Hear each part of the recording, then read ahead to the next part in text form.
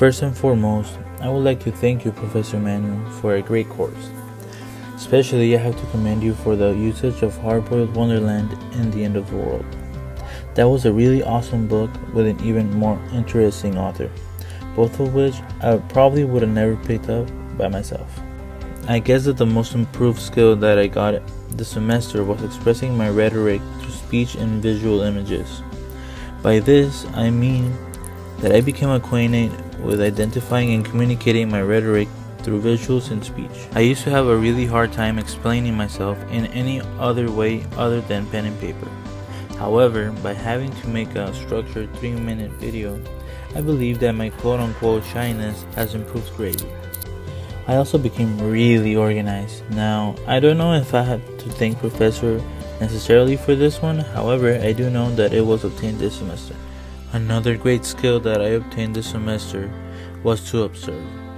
By this, I mean that I became more observant of what myself and others do around me, and I try to find a why. I guess that as a psych major, I was judgmental in an effort to find an answer. However, I believe that Plato's allegory of the cave taught me to take a step back and look at the bigger picture. This semester, I was also reminded to think. I came to realize that I had been stuck in autopilot for the last semesters of my college life. Whether it was the professor's prompts or the liberty she gave us in each assignment, we have been pushed to think more than what we needed.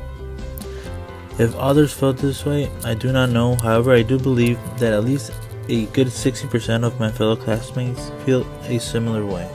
Coming back on the topic of expressing myself through visuals, I've considered more and more the role of entertainment in education.